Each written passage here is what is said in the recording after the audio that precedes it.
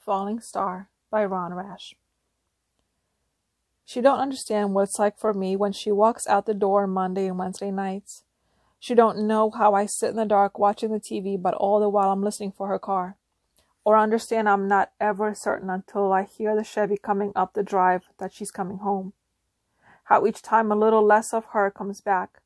Because after she checks on Jamie, she spreads the books open on the kitchen table, and she may as well still be at the college, for her mind is so far inside what she's studying. I rub the back of her neck. I say maybe we could go to bed a little early tonight. I tell her there's lots better things to do than study some old book. She knows my meaning. I've got to finish this chapter, Lynn says. Maybe after that. But that maybe doesn't happen. I go to bed alone. Pouring concrete is a young man's job, and I ain't so young anymore. I need what sleep I can get to keep up. You're getting long in the tooth, Bobby, a young buck told me one afternoon. I huffed and puffed to keep up. You best get you one of them sit-down jobs, maybe test rocking chairs. They all got a good laugh out of that. Mr. Winchester, the boss man, laughed right along with them.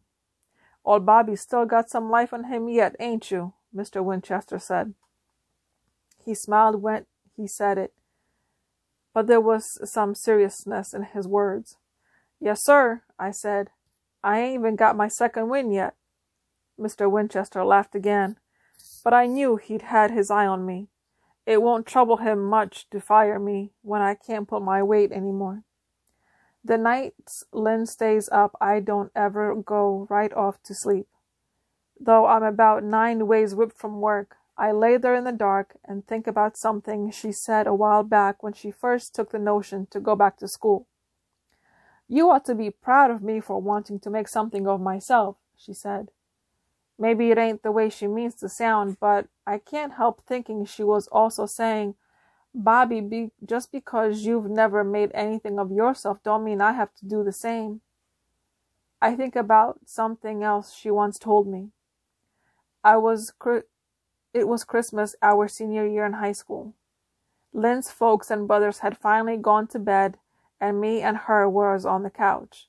The lights was all off, but for the tree lights glowing and flicking like little stars.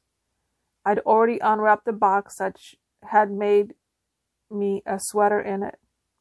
I took the ring out of my front pocket and gave it to her. I tried to act all casual, but I could feel my hand trembling. We talked some about getting married, but it had always been in the far away, after I got a good job, after she'd got some more schooling. But I hadn't wanted to wait that long. She put the ring on, and though it was just a 1/4 carat, she made no notice of that. It's so pretty, Lynn had said. So will you? I'd asked. Of course, she told me. It's what I've wanted more than anything in the world. So I lay in the bedroom nights remembering things, and though I'm not more than 10 feet away, it's like there's a big glass door between me and the kitchen table, and it's locked on Lynn's side. We just as well might be living in different counties for all the closeness I feel. A diamond can cut through glass, I've heard, but I ain't so sure anymore. One night I dream I'm falling. There are tree branches all around me, but I can't grab hold of one. I just keep falling and falling for forever. I wake up all sweaty and gasping for breath. My heart pounds like it's some kind of animal trying to tear out my chest. Lynn's got her back to me, sleeping like she ain't got a care in the world. I look at the clock and see I have 30 minutes before the alarm goes off. I'll sleep no more anyway, so I pull on my work clothes and stumble into the kitchen to make some coffee. The books are on the kitchen table, big, thick books. I open up the least one, a book called Astronomy Today. I read some and it makes no sense. Even the words I know don't seem to lead nowhere. They just as likely could be ants scurrying around the page. But Lynn understands them. She has to, since she makes all A's on her tests. I touch the cigarette lighter in my pocket and think a book is so easy a thing to burn. I think how in 5 minutes they'd be nothing but ashes, ashes nobody could read. I get up before I dwell on such a thing too long.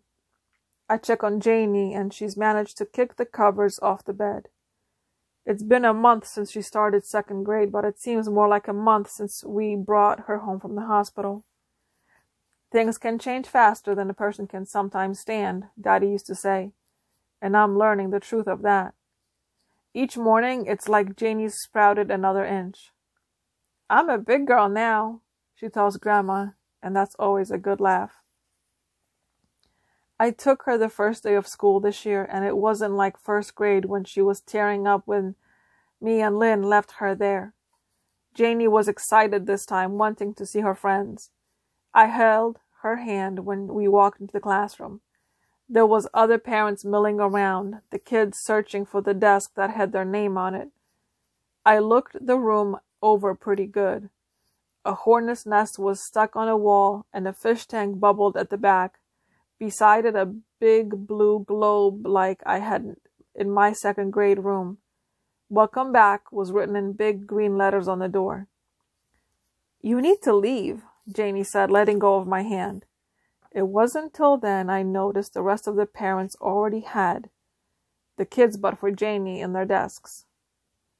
That night in bed, I told Lynn I thought we ought to have another kid. We barely can clothe and feed the one we got, she said, then turned her back to me and went to sleep. It's not something I gnaw on a few weeks and then decide to do. I don't give myself time to figure out it's a bad idea. Instead, as soon as Lynn pulls out of the drive, I round up Janie's gown and toothbrush. You're spending the night with Grandma, I tell her. What about school? Janie says. I'll come by and get you come morning. I'll bring you some school clothes. Do I have to? Janie says. Grandma snores. We ain't arguing about this, I tell her. Get you some shoes and let's go. I say it kind of cross, which is a sorry way to act since it ain't Janie that's got me so out of sorts. When we get to Mama's, I apologize for not calling first, but she says there's no bother. There ain't no trouble between you and Lynn, she asks. No, ma'am, I say. I drive the 5 miles to the community college. I found Lynn's car and park close by. I reckon the classes have all got started because there's not any students in the parking lot. There ain't a security guard around, and it's looking to be an easy thing to get done. I take my Barlow knife out of the dash and stick it in my pocket. I keep to the shadows and come close to the nearest building. There's big windows and 5 different classrooms. It takes me a minute to find her, right up on the front row, writing down every word the teacher is saying. I'm next to a hedge, so it keeps me mostly hid, which is a good thing, for the moon and stars are out. The teacher ain't some old guy with glasses and a gray beard, like what I figured him to be. He's got no beard, probably can't even grow one. He all of a sudden stops his talking and steps out the door, and soon enough he's coming out of the building, and I'm thinking he must have seen me. I hunker in the bushes and get ready to make a run for the truck. I'm thinking if I have to knock him down to get there, I've got no problem with that. But he don't come near the bushes where I am. He heads straight to a white Toyota parked between Lynn's Chevy and my truck. He roots around the back seat a minute before taking out some books and papers. He comes back close enough I can smell whatever it is he splashed on his face that morning. I wonder why he used to smell so good. Who he thinks he might like a man who smelled like flowers. Back in the classroom, he passes the books around. Lynn turns the books' pages slow and careful, like they would break if she wasn't prissy with them. I figure I best go ahead and do what I come to do. I walk across the asphalt to the Chevy. I kneel beside the back left tire, the Barlow knife in my fist. I slash it deep and don't stop cutting until I hear a hiss. I stand up and look around. Pretty sorry security, I'm thinking. I've done what I come for, but I don't close the knife. I kneel beside the white Toyota. I start slashing the tire, and for a second, It's like I'm slashing that smooth young face of his. Soon enough, that tire looks like it's been run through a combine. I get in my truck and drive toward home. I'm shaking but don't know what I'm afraid of. I turn on the TV when I get back, but it's just something to do while I wait for Lynn to call. Only she didn't. 30 minutes after her class let out, I still ain't heard a word. I got a picture in my mind of her out in the parking lot by herself, but maybe not as by herself and safe as she thinks, with the security guard snoring away in some office. I'm thinking Lynn might be in trouble I'd put her in. I get my truck keys and am halfway out the door when headlights freeze me. Lynn don't wait for me to ask. I'm late because some asshole slashed my tire, she says. Why didn't you call me, I say. The security guard said he'd put on the spare, so I let him. That was easier than you driving 5 miles. Lynn steps past and drops her books on the kitchen table. Dr. Palmer had a tire slash too. Who changed his tire? I ask. Lynn looks at me. He did. I wouldn't have reckoned him to have the common sense to. Well, he did, Lynn says. Just because somebody's book smart doesn't mean that a person can't do anything else. Where's Janie? Lynn asks when she sees the empty bed. She took a notion to spend the night with Mama, I say. How is she going to get to school come morning? She asks. I'll get her there, I say. Lynn sets down her books. They're piled there in the front of her like a big plate of food that's making her stronger and stronger. I don't reckon they got an idea of who done it, I ask, trying to sound all casual. Lynn gives a smile for the first time since she got out of the car. They'll soon enough have a real good idea. The dumb son of a bitch didn't even realize they have his security cameras. They got it all on tape, even his license. The cops will have that guy in 24 hours. At least that's what the security guard said. It takes me about 2 heartbeats to take that in. I feel like somebody just sucker punched me. I open my mouth, but it takes a while to push some words out. I need to tell you something, I say whispery as an old sick man. Lynn doesn't look up. She already stuck herself deep in a book. I got 3 chapters to read, Bobby. Can it wait? I look at her. I know I've lost her. Known it for a while. Me getting caught for slashing those tires won't make it any worse, except maybe the custody hearing. It can wait, I say. I go out to the deck and sit down. I smell the honeysuckle down the creek. It's a pretty kind of smell that any other time might ease my mind. A few bullfrogs grunt, but the rest of the night is as still as the bottom of a pond.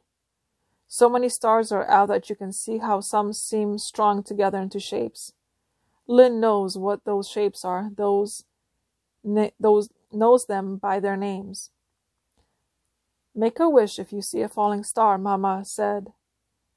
But though I haven't seen one fall, I think about what I'd wish, and what comes is a memory of me and Lynn and Janie. Janie was a baby then, and we'd gone out to the river for a picnic. It was April, and the river was too high and cold, but that didn't matter. The sun was out, and the dogwood starting to whiten up the branches, and you knew warm weather was coming. After a while, Janie got sleepy, and Lynn put her in the stroller. She came back to the picnic table where I was and sat down beside me. She laid her head against my shoulder. I hope things are always like this, she said. If there was a falling star, that would be all I would wish for. Then she kissed me, a kiss I promised more that night after we put Janie to bed. But there wasn't any falling star that afternoon, and there ain't one tonight.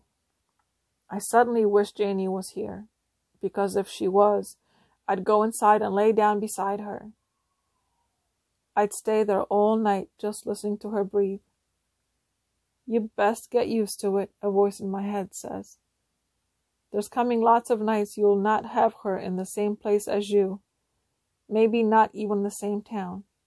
I look up at the sky, a last time, but nothing falls.